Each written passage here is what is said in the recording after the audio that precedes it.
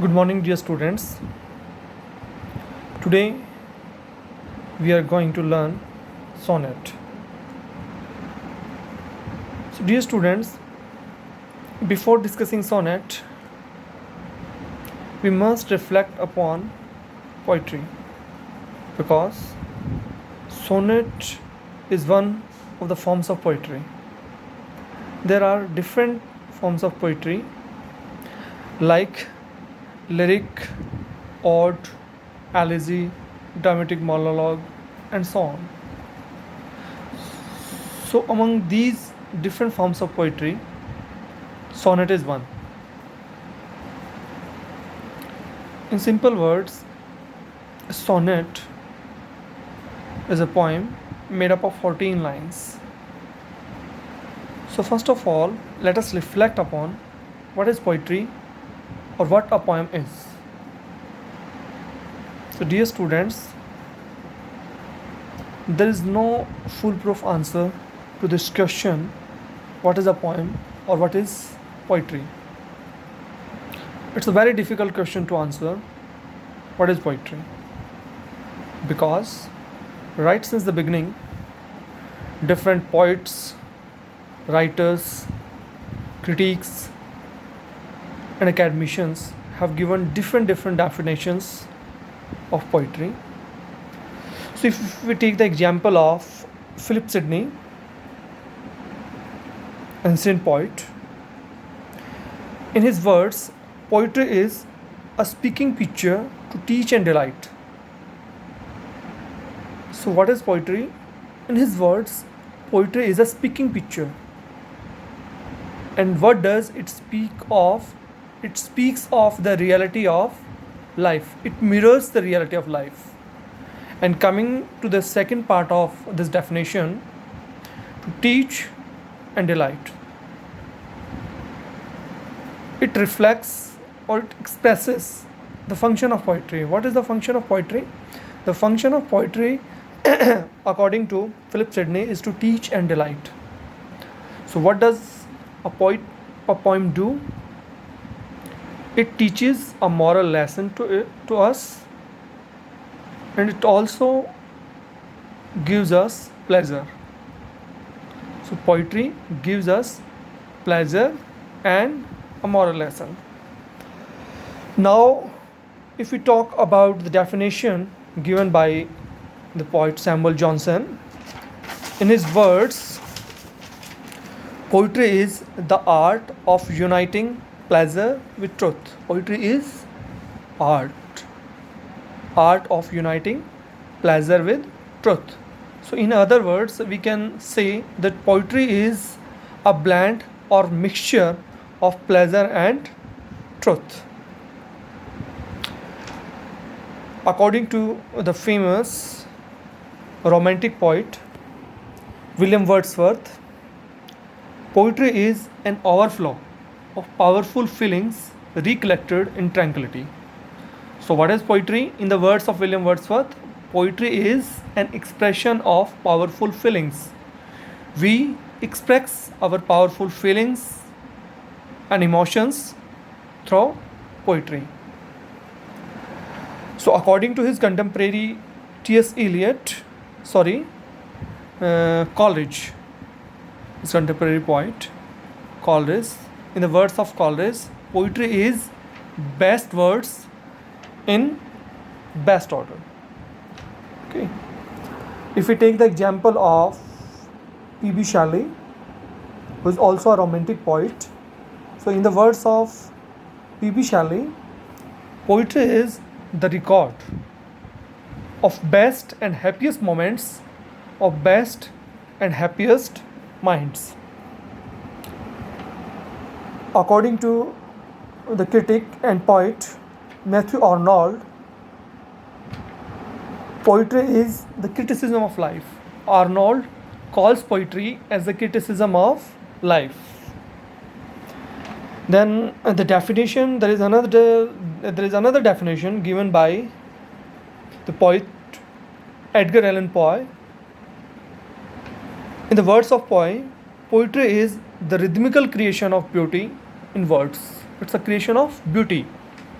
but that creation is rhythmical creation, and that creation is done by or with the help of words.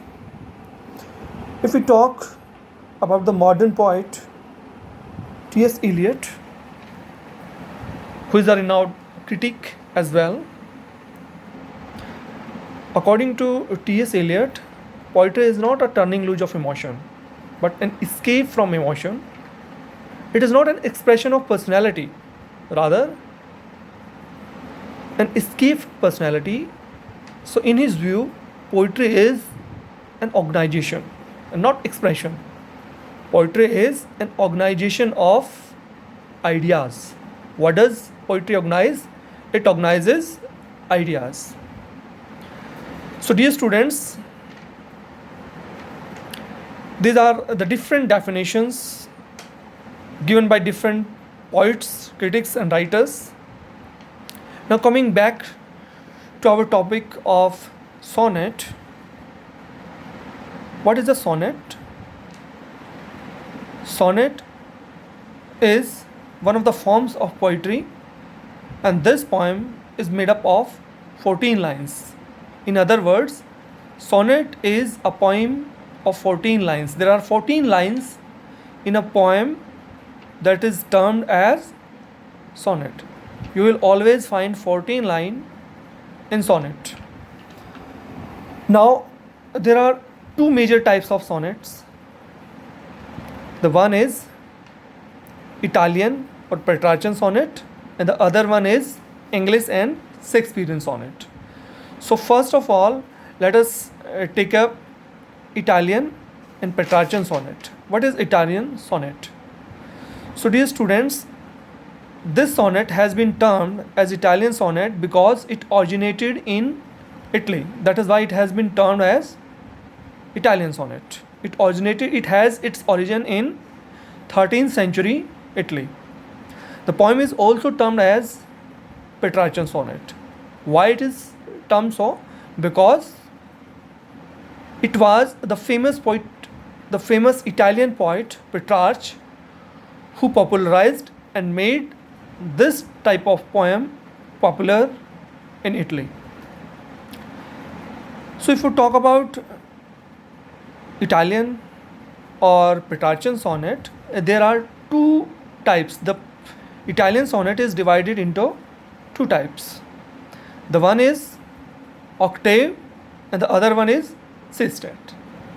So now the question arises, what is octave? So octave is first 8 lines of Petrarchan sonnet are termed as octave.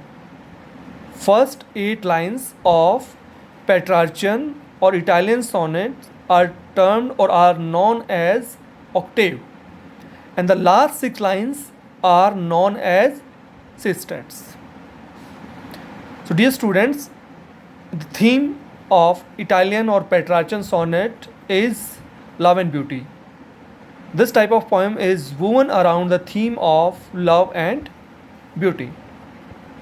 Now there is another type of sonnet that is known as English and Shakespearean sonnet.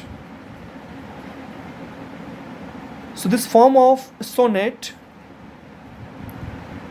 was introduced in England in the first half of 16th century by Thomas Wyatt and Earl of Surrey. They were the contemporary famous poet, and they introduced sonnet into England. This poem is also known as Shakespearean sonnet.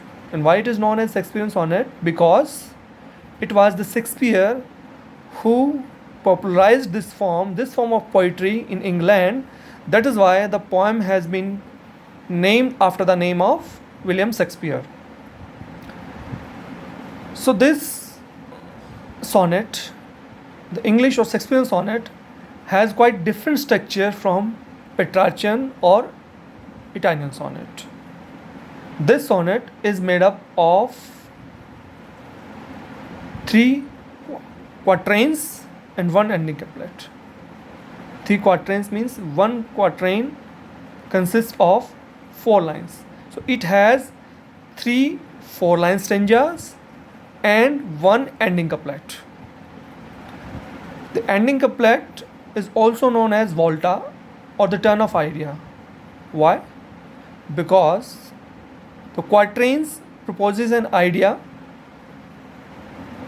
and this ending couplet refutes that idea and adopts a new line of thinking and puts a quite different thought.